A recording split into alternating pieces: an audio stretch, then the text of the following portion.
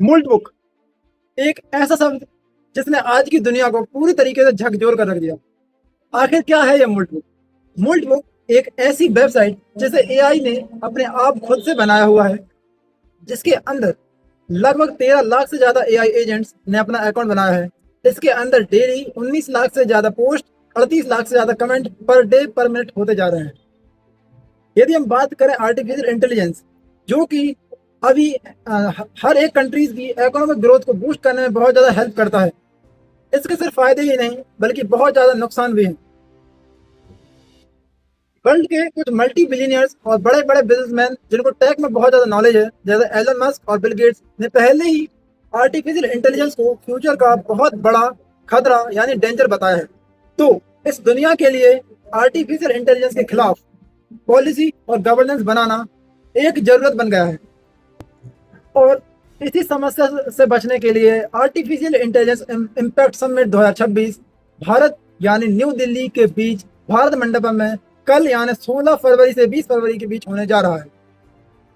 AI impact summit इससे पहले 2024 में सियोल और 2025 में पेरिस यानी कि फ्रांस के प्राइम मिनिस्टर इमैनुअल मैक्रोन द्वारा आयोजित किया गया था। इस साल इस चीज की मेजबानी भारत यानी इंडिया को मिली हुई है। इसके अंदर 100+ कंट्रीज के लीडर्स, बहुत सारे एमएनसीज और बहुत मल्टी बिलियनर्स कंपनीज के सीईओ, एनवीडिया जिसकी नेटवर्थ 5 ट्रिलियन से ज्यादा है, उसके ऑनर, चाइना से टेक्नोलॉजी स्पेशलिस्ट, गूगल के सीईओ सुंदर पिचाई जैसे 100 से ज्यादा टेक स्पेशलिस्ट आ रहे हैं। यही हम बात करें, फ्रांस और अन्य कई देशों के चेयरमैन भी आ रहे हैं और इन सभी लोगों की जानकारी मैंने अपने डिस्क्रिप्शन बॉक्स में दी हुई है। तो आइए हम बात करते हैं कि आर्टिफिशियल इंटेलिजेंस इम्पैक्ट समिट 2026 में हम किन किन खास मुद्दों पर बात करने वाले हैं। पहला, साउथ ग्लोबल पावर। यदि हम बात करें इक्वेटर के ऊपर जैसे ग्लोबल नॉर्थ और इक्वेटर के नीचे जैसे ग्लोबल साउथ बोलते हैं, टेक्नोलॉजी के मामले में ग्लोबल नॉर्थ ज्यादा आगे है। इससे पहले कि दोनों समिट ग्लोबल नॉर्थ में ही हुए थे, इसलिए ग्लोबल साउथ को प्रभाव और ग्लोबल साउथ को पावरफुल बनाने के लिए 2026 का समिट इंडिया के अंदर कराया जा रहा है, जिससे इंडिया और कई साउथ एशियन देशों की बहुत ज्यादा हेल्प मिलेगी। यदि हम बात करें आज की दुनिया में आर्टिफिशियल इंटेलिजेंस और टेक्नोलॉजी की मदद से हर फील्ड में इंडिया और बाकी हर एक कंट्रीज को ग्रोथ मिलती है। इसलिए आर्टिफिशियल इंटेलिजेंस के बारे में अवेयरनेस होना हर कंट्री के लिए बहुत आवश्यक हो चुका है। यूनाइटेड अरब एमिरेट्स जैसे देश पहले ही आर्टिफिशियल इंटेलिजेंस में बहुत ज्यादा आगे हैं।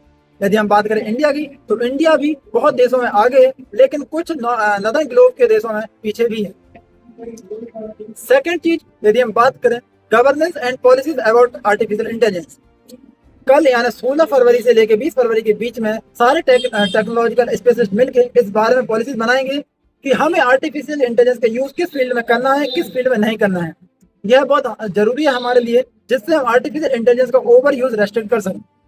इसी चीज को मद्देनजर रखते हुए इंडियन गवर्नमेंट और इंडियन सुप्रीम कोर्ट ने कुछ दिन पहले यह फैसला सुनाया था कि यदि आप सोशल मीडिया पर किसी भी लड़की या किसी भी तरीके का ऐसा कंटेंट डालते हैं जो कि किसी की इमेज खराब कर सकता है या हैरेसमेंट के यूज में ले सकते हो, आपको उसमें वाटरमार्क यानी एआई वाटरमार्क लगाना इंपॉर्टेंट और जरूरी है।